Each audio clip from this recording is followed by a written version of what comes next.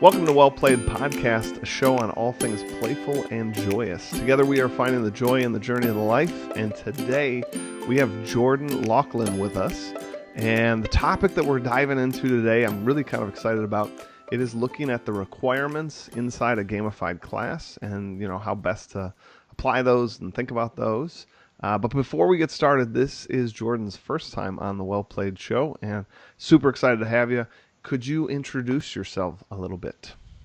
For sure. I'm Jordan Laughlin. I teach in Peace River, Alberta, Canada. I teach at a senior high school, and this is my first year of fully gamifying a couple of my social classes. I teach social 7, 8, and 9, and it's kind of going into all my classes right now where I was going to only do one. And then it's like, well, the next class is like, come on, we got to do something too. So it's kind of just merged into everything now. So I like, did it in the health class yesterday. so did the kids sort of inspire that like change? Like you were going to run it in one of your sections? Yeah, I was only going to do it in the one. And then my grade eights, because I started doing some stuff last year, they're like, well, come on, why can't we do some of that too? I see you're doing with the sevens, the whole grade sevens. And I'm like, well, okay. And so I started a little bit, and then it's just merged into like everything almost. I That's even did it with health yesterday. that's awesome. So before we kind of get into the requirements, what is like your general structure and game idea, if you could pitch that? Well, I've got like two games kind of going on. With my social seven, it's like we're fighting for control of Turtle Island because we learn about Canadian history, and so we're going through the timelines for that. And then with my social eight, we've got three distinct units, and it's our worldview. So we're in the Renaissance right now, and we have medieval characters and things like that.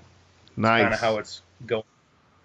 I love it. That's With the sevens, they're kind of like different groups. They got like the British, the First Nations, and then they got the French. So it's pretty cool. that's that's a cool time period and a neat like theme that you can draw like a lot of inspiration from. I love it. And I love that your kids sort of are like, come on, let's do it. So now you're up to doing it, like you said, all year and now almost all classes. Yeah. But you said it started with just a few groups last year. Last year, it just started with my grade sevens with a couple games. And then my grade eights, I started adding some advantages in. And so it just kind of like they've been excited and they want to keep going. Nice. I mean, that's a good testimonial right there. So thinking about today and the topics, I'm going to be quite honest.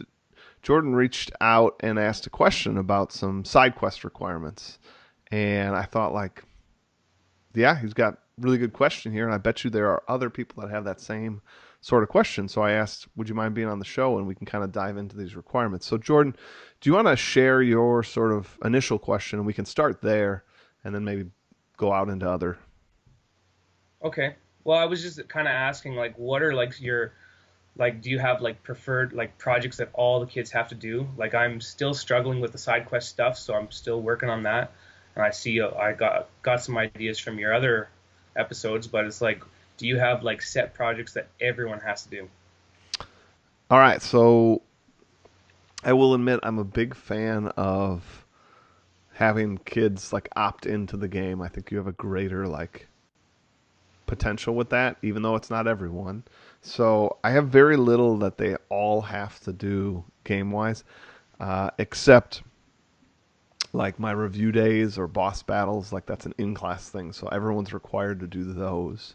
But as far as side quests, or I have another thing called adventure paths. Um, Neither of those are required, but I do get a fair large amount of buy-in on it. I mean, like I would say at any given time, 50 to 70% of the grades engaged in one of those. So I do feel like I have almost all buy-in, but like Okay. it's not across the board required. Um, but there are game elements that like I do move people through. So for example, coming up actually, they're going to do an in-class activity. It's for when I'm not there. It's a sub plan, and the sub's going to play this video, and it's me talking, telling them they have to choose a path. Like we're studying China. I'm pretending to be at this like Chinese dojo, this like ancient monastery where they're learning, and the monk there is asking them which path they want to go down. And I made these like 4 category titles, like Hmm. philosophy, or like the philosopher, the warrior, kind of this sort of stuff. And the kids then have like 5 minutes to discuss as a whole class, because the whole class has to choose the path they're going to go down. And then inside that path is very much side quest esque type work. If they choose the warrior path, they're going to read a little bit about the Chinese warrior and like the terracotta warriors, and then they're going to have to end up making sort of a little like mini sort of report and something sort of physically designed around it. So very similar to a side quest, and they're all required to do this. So I do that sometimes to build in, um, I don't know, some some kids who might not have tried side quests to force that in the class period. So then they all of a sudden like, well, this wasn't so bad. I kind of liked it. And for that particular path, there are class rewards. There are going to be some, like the dojo, like when they do well on this task, just like a side quest, I will reward them some badges and some items.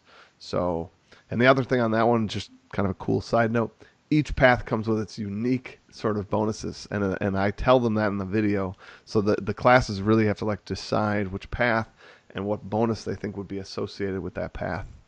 And it's really cool for me to come back from my sub and hear the paths they've gone on. Typically, warrior path is one of the ones that they often choose because they think it's going to be boss. But Yep, I think the best one, like the best reward, is the philosophy path. So I hope no one's listening, but that's the best path. that's pretty cool. So I don't know if that answers it, but um, I hope the blend of like some in class activities that are side quest like, that you can then kind of use as, I don't want to say leverage, but conversational leverage with some of your students. Kind of like, man, you did so well on that, in my case, warrior path project. I loved it. You know, you might enjoy this side quest. It's very similar. And like, man, I think you could totally rock at it. That kind of conversation goes a long way with your students. Right. And that's what I'm still working on, is building those side quests in. Like right now, I pretty much just have, here's some assignments that they have to do, and it's like not much freedom or choice yet because I'm still figuring it out. Yeah, side quests that's a tough one to crack. A lot of people sort of struggle on that one. Um, for me, what I do is I definitely get into like they're not required, but each unit, they know when that unit comes out, there's going to be 5 to say 10 side quests that get released, and kids get kind of in the habit of almost like the new unit launches.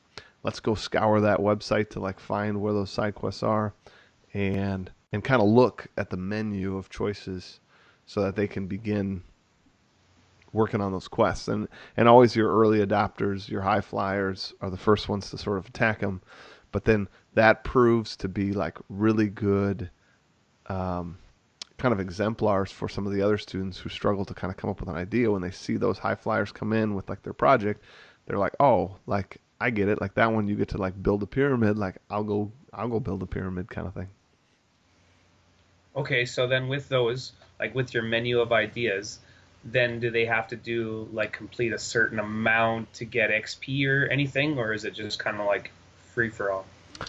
So each quest for me has its own uh, kind of reward. I can't say that like I said that wrong. Like it's not that they would know what the reward's going to be, but each quest, if done right, will earn a badge, some amount of XP, and some level of an item if done like really well. So I'm just kind of always inspiring them to do their best. I don't always define what really well means. The requirements that go around a side quest are always for me that it has to deal with our current unit. So my side quest might say like make a map. I don't sit there and say make a map of China. I don't say like make a map of this battle. It just says make a map. and they know that it has to relate to the current unit. But I leave it that open ended because some students will go home and just make a map of China, and that's fine. But other kids would like figure out like, well, maybe I could do a battle map. Maybe I could do like a trade map. Maybe they start to like think larger scale, or some of them like actually make like a Play-Doh map with toothpicks and everything have labels.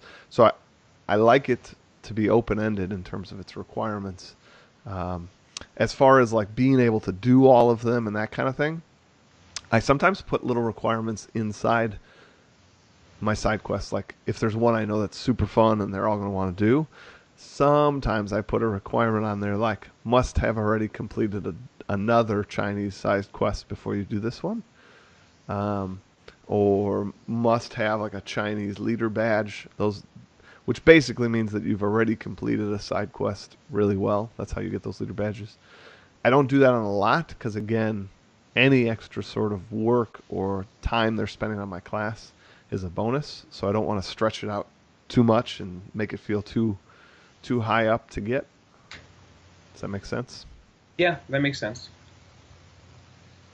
Do you have like what have you tried so far? What are some of the like requirements you've put around your side quests? Well, I don't really. That's what I'm still struggling with is the actual side quests. We have like some things that we're working on and quests that that we do. Like we made a silk map of the Silk Road. We've done where they had to make a brochure for the three city states in Italy and stuff like that. That's kind of like what we've done. And then we did like a vocabulary where they have to have their a picture with the word because most of them were illiterate at the time. So those are just kind of things that I've required them to do, not yet given them options yet. I don't have the menu of ideas yet, and that's what Uh, I still keep working on. yeah. So uh, things to think about for like possible side quests. If you happen to have explore like a pirate in there, I have like some side quest ideas that I think work with sort of any subject in any grade level.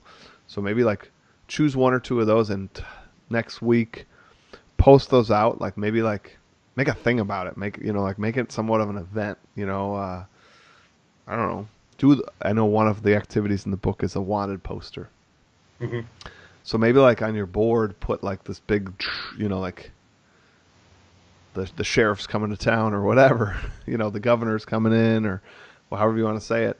And we're looking for some criminals, um, but we need your help, like coming up with the wanted posters, like 500 XP for every wanted poster done.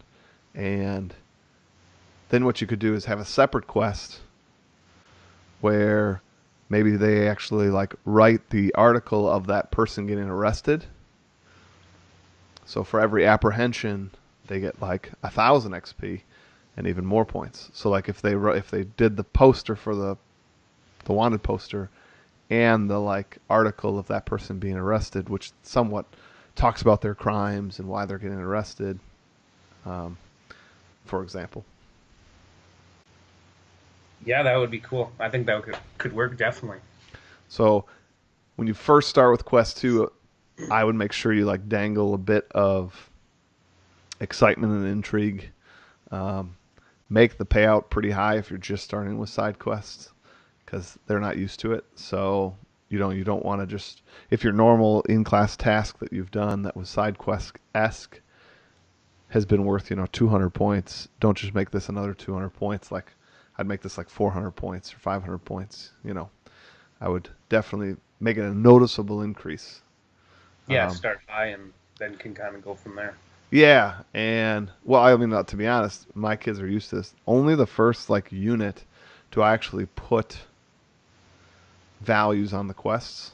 After that first unit, they just know like the sky's the limit. If they really blow it out of the water, I'm not going to say, well, it was only worth 200, so I can only give you 200, even though you made this amazing thing. Like Okay. the sky's the limit. But I trained them sort of first by like, hey, see, if you do this, you could earn 400. If you do this, you can earn 200. If you do this, you can earn 300. And then they sort of get a sense that quests are between 200 and 500, unless something's super amazing. Then I'm willing to make it 1,000 points. Like And Okay, and none of this is tied to their actual mark, correct? correct, That's how correct. you. It's I always tell them that a side quest though will never ever hurt them. You know, they're not required as we're talking about, but I say that it can only benefit them. And then I even go so far to say is it will benefit you obviously in the game, but I said it will also benefit you in my class because, and then the example I always use is like take like an essay on the test. The kid that did like the side quest about Julius Caesar, you think he's going to be able to write me a better essay than the kid that didn't do the side quest? Like invariably, it is going to impact your score in a positive. But I promise you, it'll never impact your score negatively. So if you do a bad Julius Caesar quest, I'm not going to be like on the essay. I'm not going to be like, well, he doesn't really know Julius Caesar minus 5 points. Like at very least, you'll learn from your mistake. But Mhm. in my experience of doing the game, and I always tell them this, I've been doing it for years. Kids that really engage in the game, while it has no impact on your grade, it kind of has an impact on your grade because kids do better in class. They're more engaged. They come to class knowing more. They want to share what they know. So then they participate more. Like it just trickles down into all aspects. And I directly point that out to kids. Not required, guys, but it will obviously impact everything you do in here if you engage in the game. And typically they see that. They get excited. They're proud to hand something in. They're proud to talk about what they did their quest on. Yeah, that's cool. I'm getting really excited. I just want to keep going with what I'm doing and keep building some of those little things now in to make them more engaged. Like because they're fairly engaged now, but I know that my one class they struggle to get things handed in, and so maybe this will be, give them more freedom. You know what you can also do is sometimes think of a requirement in the opposite. So a lot of times we think of requirements as like you can't do something until you have done this, right? But Yeah. a requirement can kind of work the other way. Like, I don't know, think about like our law system. We're innocent until proven guilty, right? So we've started already at a place of innocence. We've been given that just by the fact that we are citizens. Um, I guess this might be a bad analogy from you're from Canada, but um, so my point being, sometimes think of a requirement the other way. Maybe give that class all like some benefit in the game. Wrap it into your game. Call it something. They're the Templar Knights. They've been in charge of protecting the Holy Grail. So like they've already been given this right to start with. Then build something in that like how they lose this right, how like the Templars will become less trustworthy to protect this is, you know, we have to be super on point. We can't like miss any assignments. So, all of a sudden they have been given something right away. You've like trusted them with something. And maybe this class already sort of feels like no one's trusting them and you're Mhm. actually coming in and kind of taking them off by surprise and being like, "Well, I'm totally trusting with you. I'm trusting you with the like most important artifact of, history." But like, are you going to step up and do it? Like, so now it's like theirs to lose as opposed to Right. like they have to gain it. Yeah, that could be cool. I mean, that's just one fun way to sort of do Yeah, it. for Um, sure. so, okay, thinking of other sort of requirements, if we were to widen this topic a little bit, uh, Oh, I can hear my kid screaming. I gotta grab him real quick. you I'll be grab them like, real quick. real quick. I see we have another co-host with us, joining us. Who's this on air with us? This is Jackson. Hey, He's two. Jackson. Jackson's two. This makes Jackson the official youngest well played uh, guest ever. Hey, Cool, Jackson. Jackson, buddy. Say hi. Not today. You're too tired still. Too Still half tired. asleep. That's all right. So, okay, I was going to talk about a little widening of this topic of requirements, and we've talked about some side quest requirements. Do you have any other game requirements that you do? Things that are around your rules, for items, things that are maybe around your rules for unlocking those quests or anything like that? Not unlocking any quests yet. I haven't got that far yet, but I definitely have little advantages hidden all over my room and even the school. And sometimes I give, if they do good on assignments, I've been giving those clues to them so that they can go and find those advantages. Nice. I like it. For me, I have a couple requirements and rules in place around my items that I think's worth sharing, and that is for my kids they can trade all their items. That's fine, but you cannot trade inside my class. So once it's Okay. class time, there is no trading, and I do that because remember all my items are physical, Hmm. and I have a lot of items that if they were able to trade it within the same period, it'd become a logistical nightmare for me because Right. the kids don't have names on their items or anything like that because they know they're going to trade them. So let's say I have one that you can roll for XP.